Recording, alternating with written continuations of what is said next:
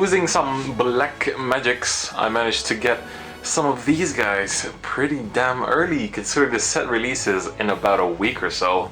Hey guys, so a lot of you guys asked for a Dimensional Robo deck profile, and I never really did one, but now I do have a good reason to.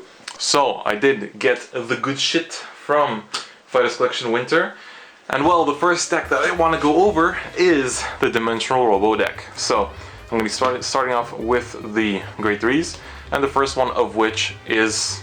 What are you doing here? The first one of which is the Great Daikaiser Legion. So let me just, quickly go over his skills. So he legions with Great Daiusha, and his first skill is, if he's in Legion and the amount of Dimensional Robos in your soul is 3 or more, he gets an additional critical, so that's already good. His second skill is, when your Legion mates criticals 2 or more and you drive check a grade 3, you can counterblast 1 to retire your opponent's Guardian and nullify any cannot be hit effects. So he's really good, he does the main things that Daikaiser is supposed to do, but he always does them as a Legion. So, moving on, we have his Legion mate, which is Great Daiusha. So Great Daiusha has a limit break, which is similar to Great Daikaiser's second skill, well, first skill actually. So when he has 3 or more Dimensional Robos in the soul, he gets an additional plus 2k power and a extra critical. So this is how you get to Daikaiser's second skills, like critical 2 or more thing. So it's a limit break, so you might want to run limit break removers like I do. His other skills are the general Crossride skill and general Lord skill, so it's nothing too amazing. The limit break is what's important. So moving on, actually might need to get that one that I tossed away, is the Great Break Ride, which is Daikaiser himself. So when you break ride over him, you can counterblast 1 to give him plus 10k power and a critical, and the skill that when you drag check a grade 3, you retire your opponent's Guardian and nullify any cannot be hit effects. So you've seen this card in action way too many times on my channel, so I assume most of you will know what it does by now.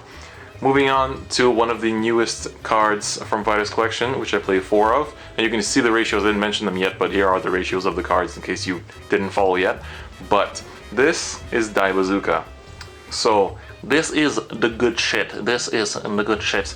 He has a little misprint in English here where it says Soul Blast 1. That's supposed to be a Soul Charge. I don't know how they managed to do that, but that is a misprint.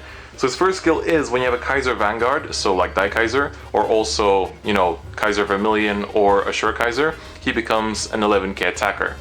So he gets plus 2k, he becomes an 11k attacker, and his second skill is pretty interesting as it activates in the trigger zone rather than deck or drop zone or anything. So in the trigger zone, when you drive check it and your Vanguard is a Kaiser, he becomes a grade 3, so he gets an extra grade, and you also Soul Charge 1 and Counter Charge 1, so you inflict 1 damage. So it's really good because it helps you get the 3 dimensional Robos in the soul for Daikaiser's, Great Daikaisers and Great Daiusha skills. And also, it adds to your grade 3 ratio. So now, like, I have 10 grade 3s here, this adds 4 more, so now I have 14, which is pretty damn nuts, so it's quite amazing. Moving on to our next grade 2 is Dai Barret. So I only play 1 right now, I used to play 2, but because of Dai Bazooka I cannot afford to have more space. His skill is basically counterblast 1, you put him in the soul, and then you choose a Dimensional Robo, Vanguard, and give it plus 4k. And you also give it a skill that when the Vanguard hits, you retire one of your opponent's rear guards. So it's not as much the second part of the skill that's important as putting it into the soul, because sometimes you won't have the 3 soul for Great Daikaiser or Great Daiusha, and you'll just need to use his skill to get the 3rd Dimensional Robo in the soul. So I do like him quite a lot as the 1 tech. I would run 2 if I had space, but sadly I don't, so what can you do? And our final grade 2 is Dai Jet. So Dai Jet is a pretty interesting card as it's a GB1 once per turn, and basically you choose a grade 3 dimensional robo from your drop zone and put it into on top of your deck, and you shuffle your deck, and then you give your Vanguard plus 4k power and the skill that when it hits another Vanguard you can counterblast 1 to draw a card. So that second part is not as important as this first one is because it lets you recycle your grade 3s. So now we have like all our grade 3s and we can recycle them. Like you can stride and then you can use his skill to put back the grade 3 and then shuffle your deck and then have a chance to get that grade 3 through your drive check. So I really like that Jet. He's a 4 of. and he's also searchable through Die Earth. I talked about limit break removers earlier, and I play 3 Die Lion. He's the limit break remover of Dimensional Police, and he's a Dimensional Robo, so you don't risk, you know, not getting the 3 soul and stuff like that. So he's a really good card. I like to have to run him because I can break red early, and I also have a great Daisha skill early as well. Now, the Perfect Guards. This is up to you which Perfect Guards you want to play. I prefer the Dimensional Robo Perfect Guards because I like to maximize my chances of riding a Dimensional Robo. However, you can choose to play the new one if you feel that you counterblast too much and can't really control it. But yeah, you lose out on the unflipping, but this is still good for just being able to ride Dimensional Robos almost no matter what. Because the one other non-dimensional Robo we have is the scumbag himself, Commander Laurel. If you don't know what Laurel does, basically when your DP Vanguard hits, you can rest 4 rear guards and stand your Vanguard. So your stride attacks an opponent's rear guard, and it destroys the rear guard. You can rest 4 units with Laurel skill and let your Vanguard attack again. So getting you 6 strike checks, and that's the reason why this card is limited to 1 in Japan. So sorry for Japanese players who have to use him at 1. I much prefer him at 3 or 4, but 3 I think is enough for this deck because I don't really have that much space for him. The only card that you could cut is Yuka, which I'm getting into now, so I play 4 of her. You can also run Daikaisers, which is the 10k attacker for Dimensional Robos, but I prefer Yuka just for making magical numbers. So her skill is a GB1 on call. You give another Dimensional Robo plus 4k power.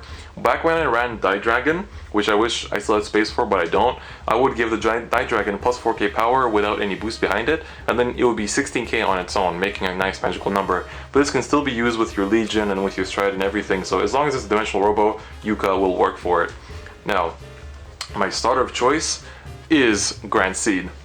So Grand Seed has a GB1 and a once per turn skill. When his power is increased by an effect, so this can also be a trigger, so like when you damage check a heal for, no, when you drive check a critical, for example, you can give the power to him to activate a skill. And when his power is at least 9,000, then you can give your Vanguard an on-hit draw skill for no counterblast. So I really like this starter because it applies more pressure. Even though like the deck is already like full of pressure, it just adds a little bit more.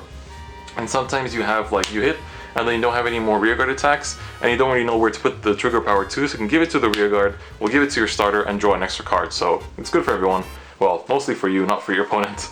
Moving on to our triggers, I run 5 crits. My trigger lineups are pretty wonky, feel free to adjust them, but for now I run 5 crits. I might adjust them and play more, and also this should be a Dimensional Robo one. I just didn't swap it out yet because I'm stupid, but yeah, just keep that in mind.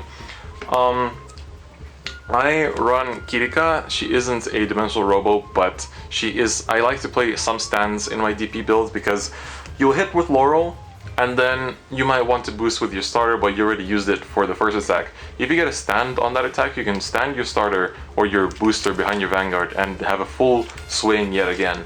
And I mean, stands are elements of surprise, and we also run Legion in this deck, and Kirika is really good for Legion as she gives 2 units plus 3k power on your Vanguard circle. So this is especially made for Legion, more for Metalborgs, but she's really good in this deck as well. Finally, I play 4 of the Dimensional Robo draws. You can put them down for crits if you want. I might actually do that. For now I'm just running 4 because just because I prefer it right now. And then of course 4 of the Dimensional Robo heals. So that's the main deck, and now I'll move on to the G Zone. So moving on to the G Zone, we have the hero himself, Daikaiser Leon.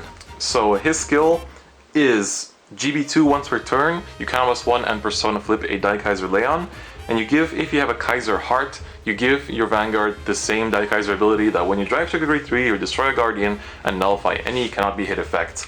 And I play 2 of him, and there's a very good reason why. Basically, I don't see myself striding him twice because 1, he does cost counterblast, and the deck is rather counterblast heavy as I said before. And while his skill is nice and threatening, there's one more stride that I just have to run that capitalizes off of his threat that he poses, because sometimes people might go crazy and like when you attack with Daikaiser Leon and Laurel behind him, they might perfect guard with like all perfect guards they have, like use up their all resources just to not let that through because they're so scared. So I like to take advantage of that, and then I'll say exactly why I run 2 and not 4 later on. But there is a stride that we do run 4 of, which is Die Earth. So how Die Earth works is that it's a once per turn, counterblast 2 and persona flip. And then you choose a grade 2 and a grade 3 dimensional robo from your deck and you superior call them, which is a super good skill. Then the second part is, if you have 2 or more dimensional robo G units face up in your G zone, then he gets an additional critical. So if you stride him first and use his ability immediately, you will not get that critical, but that's not so important because with his first skill, you can target any of your grade 3s and also any of these grade 2s, meaning if you're missing that soul, you can call out Barrett to fill it up. If you want to already start pressuring, then you can, like, and you're waiting for next turn to do all your cool Daikaiser Leon plays, you can call out this. If you don't mind minusing your grade 3 count and you want an 11k attacker really bad to replenish your field, you can call this. Also, this deck is really good at early rush because, let's say, you make your early rush and then your opponent, let's say, destroys all your rear guards. That's fine, because then you're going to stride into Earth and just call back your rear guards, so you're not really in that big of a deficit. So I think that Earth is a really good stride. It did go up in price quite a bit from what it used to be before the Fighters Collection Winter stuff leaked, but I do play 4 of it because first stride you're gonna get your stuff, second stride you'll get your stuff, and you'll get a crit if you have enough counterblast for it. So I do prefer having 4 because it's a good kind of semi-field replenish.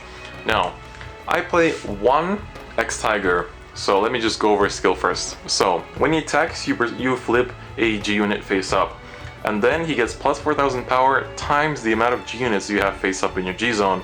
And then if the amount of power he has is 45k or more, he gets an additional critical. So one of the reasons why I play this, because your striding is going to go like this. You go into Earth, you have 2 G units face up. Then you go into Daikaiser Leon, you have another 2 G units face up, right? And then you can go into X-Tiger.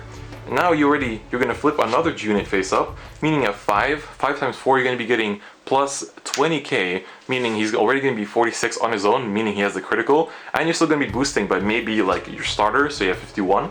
And because your opponent may have used up so many resources for Daikaiser Leon's skill, he's going to be probably empty-handed. You're going to be attacking with this, and they're going to have like a 3-card hand or something. Well, if they're at high damage when you stride a Daikaiser Leon, they're going to be at low amount of resources, and you can just punish them and win with the crit. And I really do like X-Tiger for that reason. And I already spoiled the last G unit, which is X-Rogue. X-Rogue's skill is basically when his attack hits a Vanguard, if his power is 37k or more, then you draw a card and your opponent chooses one of their rear guards to retire. This skill also activates, like let's say you attack and you're at let's say 27, and then you drive 2 triggers and you give both powers to him, so he's at 37. The skill will still activate because it's at the end of the battle, like after he hits, so he hits during the drive check as well, so the trigger power does get applied. So that is my G zone lineup. I do prefer, like, I might try running 4 Daikaiser Leons, but for now I think 2 is perfectly fine. And that, ladies and gentlemen, was my Dimensional Robo deck profile. I hope you guys liked it.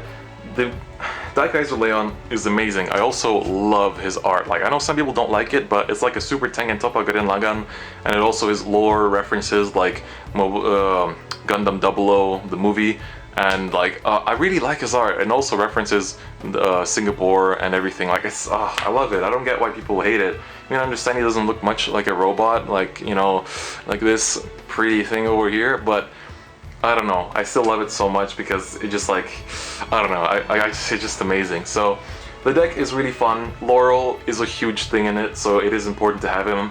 Quite a few of the cards are expensive now, like Earth and Laurel has always been expensive. Even the Break Ride, which is a trial deck card, has gotten expensive. I don't really understand why, but, you know, the deck, you know, the marketplace in Vanguard is pretty stupid, but this deck is really fun. If you have the funds for it, I really do recommend it.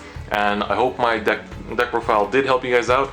And I'll see you guys next time. Bye-bye.